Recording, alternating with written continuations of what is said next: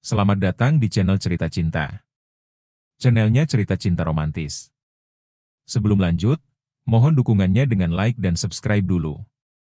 Terjerat hasrat duda nikmat, bagian 44. Danisa berjalan dengan santai.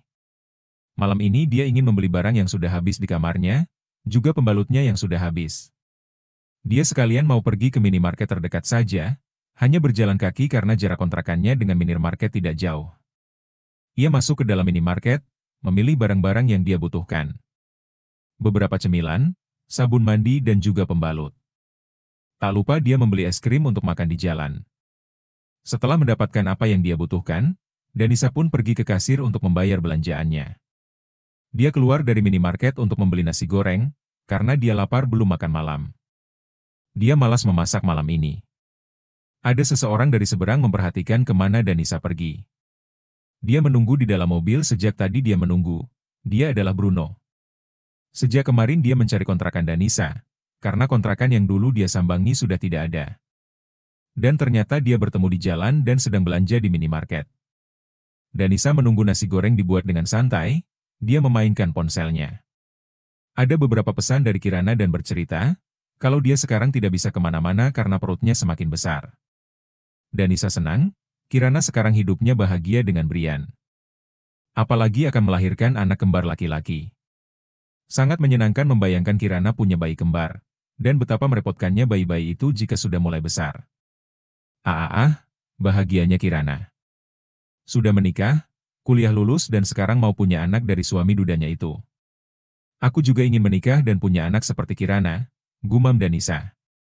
Dia tersenyum sendiri, melihat Kirana mengirimkan foto WhatsApp-nya ke ponsel Danisa. Ada rasa menyesal, kenapa dia dulu hidup bebas dan berpacaran dengan begitu liar. Bercinta dengan Bruno hampir setiap ketemu.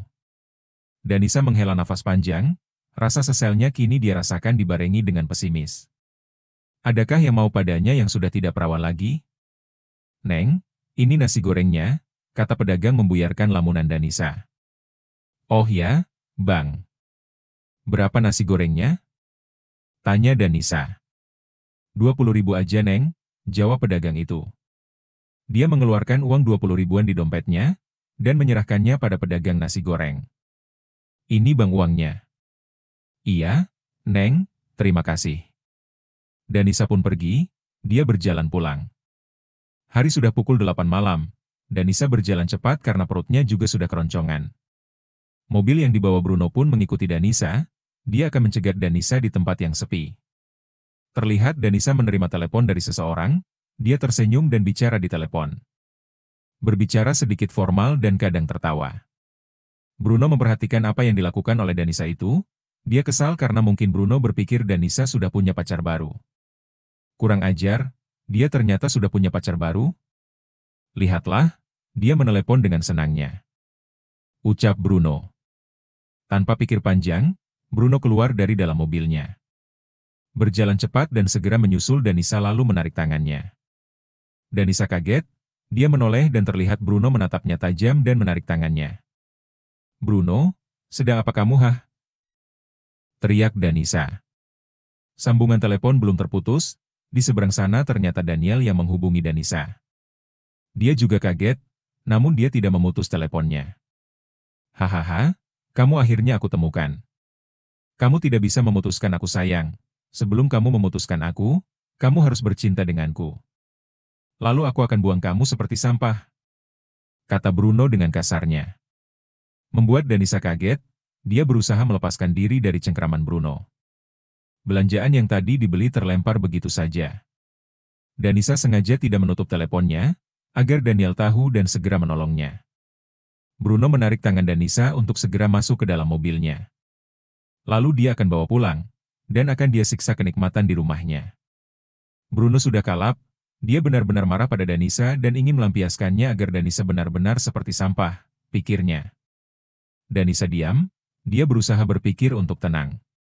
Dia pun masuk ke dalam mobil tanpa melawan, dia ingin tahu kemana Bruno membawanya. Rasa lapar sejak tadi dia rasakan kini hilang dengan ketakutannya karena Bruno seperti psikopat. Bruno tersenyum puas, dia melajukan mobilnya menuju rumahnya. Setiap sisi kanan kiri Danisa perhatikan jalannya, Lalu dia pun mengingat itu adalah jalan menuju rumah Bruno. Danisa mematikan ponselnya lalu mengetik sesuatu pada Daniel, meminta pertolongan padanya. Dia juga memberitahu kemana Bruno membawanya. 1 jam perjalanan, akhirnya sampai juga di rumah Bruno. Itu artinya, jika Daniel ada di rumahnya akan segera datang ke rumah Bruno. Bruno memaksa keluar Danisa, dia menarik terus Danisa untuk masuk ke dalam rumahnya. Sesuatu sudah dia siapkan, satpam rumah juga sudah dia pulangkan. Danisa kembali takut, ternyata Bruno memang seperti psikopat. Kamu psikopat, Bruno. Memaksaku untuk melayanimu? Cuih. Menjijikan, kata Danisa.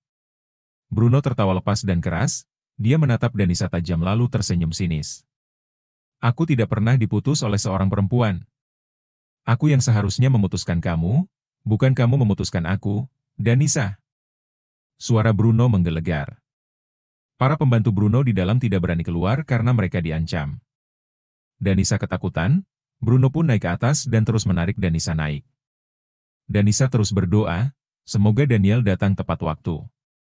Dia benar-benar takut sekali Bruno akan mencelakainya, setelah dia melampiaskan birahinya pada Danisa.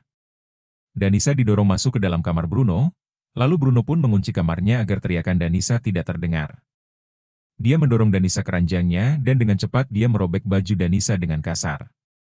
Tentu saja baju Danisa bagian atas terbuka, dia menutupi dengan kedua tangannya. Bruno, kenapa kamu jadi brutal seperti ini? Teriak Danisa. Aku tidak peduli, aku marah sama kamu dan juga laki-laki yang dulu memukulku. Kata Bruno. Tapi itu salahmu. Jika kamu tidak mengkhianatiku, tidak akan seperti itu jadinya. Sadarlah Bruno, ini tidak benar, kamu akan masuk penjara nantinya. Aku tidak peduli. Bagiku membuatmu seperti sampah adalah tujuanku. Danisa tidak habis pikir, kenapa Bruno seperti itu? Dia baru tahu kalau Bruno itu seperti psikopat, dan emosinya tidak terkontrol jika sedang marah. Bruno pun merangkak naik ke ranjang, Danisa mundur ke belakang dan mentok ke bagian kepala ranjang. Bruno tertawa senang, dia lalu melepas bajunya satu persatu. Sampai tersisa kain segitiga pengamannya. Danisa ketakutan, dia menangis. Ia berusaha menghindar dari serangan Bruno yang sedang kalap. Bruno lalu menarik tangan Danisa, dia mencoba menahan dan mau mengikat tangan Danisa. Danisa berteriak kencang meminta tolong, tapi Bruno tertawa kencang. Tidak ada yang bisa menolongmu, Danisa. Kata Bruno. Bruk. Bruk. Suara gedoran pintu kamar Bruno dari luar, Bruno kaget. Siapa yang berani menggedor pintu kamarnya? Setahu dia satpam sudah dia suruh pulang, dan pembantunya pun tidak mungkin berani dan keluar dari kamar nih. Bruk. Bruk. Kembali pintu kamar digedor lagi dari luar. Bruno pun bangkit dari posisinya dan melangkah ke arah pintu, diam sejenak. Menunggu sekali lagi gedoran pintu kamarnya. Danisa merasa lega, dia merapikan bajunya yang sobek tadi ditarik oleh Bruno. Dia mengambil baju Bruno untuk menutupi bagian dada yang sudah terbuka itu. Dia yakin itu Daniel yang menggedor pintu itu, Danisa juga menunggu pintu terbuka dan melihat siapa yang datang menolongnya. Bruno lalu membuka pintu kamarnya dengan cepat. Jika dia melihat pembantunya yang menggedor pintu dengan alat, maka dia tidak segan akan memecatnya. Tapi ternyata perkiraan Bruno salah. Begitu pintu terbuka, dia kaget siapa yang berdiri dan langsung menyerangnya. Bag! Bag! Bag! Dasar brengsek! Bruno tersungkur, karena pukulan beberapa kali di wajah dan juga bagian dadanya. Hingga dia terbatuk dan hendak membalas pukulan laki-laki itu. Namun dengan sigap, laki-laki yang tak lain adalah Daniel pun dengan cepat memukul Bruno. Namun kali ini Bruno bisa mengelak cepat, dan menarik tangan Daniel lalu mendorongnya. Daniel pun tersungkur, lalu dia pun kembali menyerang Bruno. Perkelahian di kamar Bruno tidak terhindarkan, dan Danisa panik. Dia berteriak memanggil Daniel yang akan dipukul oleh Bruno. Tuan Daniel! Teriak Danisa, dia hendak mendekat pada Daniel. Namun, Daniel menahannya. Dia memberi isyarat pada Danisa agar jangan mendekat karena dia bisa mengatasi Bruno.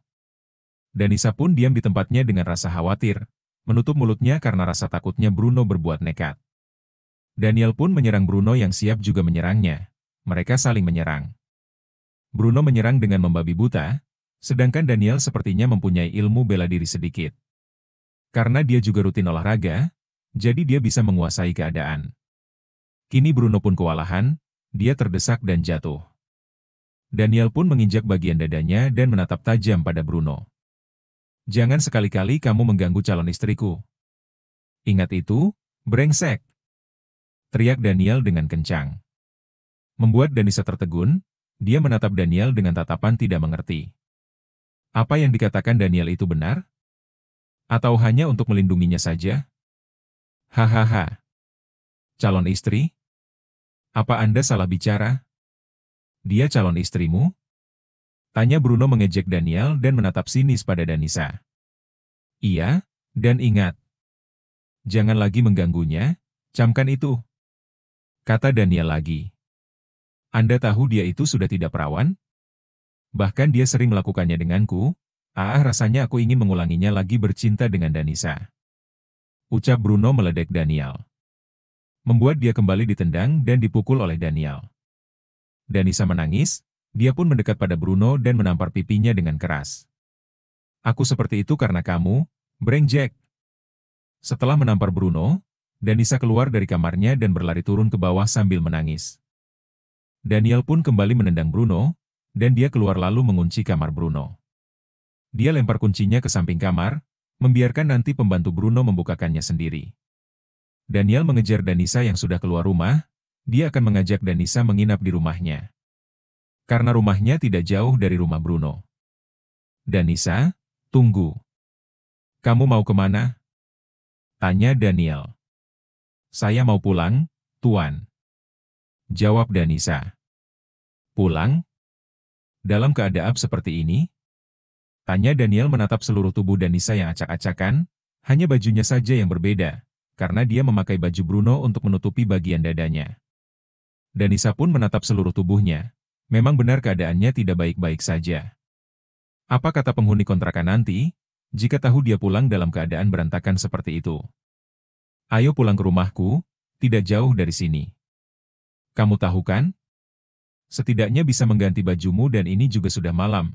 Kamu menginap saja di rumahku. Kania juga pasti senang kamu menginap di rumahku, kata Daniel. Danisa terdiam, lama dia berpikir. Kemudian dia pun mengangguk, lalu berjalan mengikuti Daniel menuju rumahnya yang hanya berjarak 5 rumah dari rumah Bruno.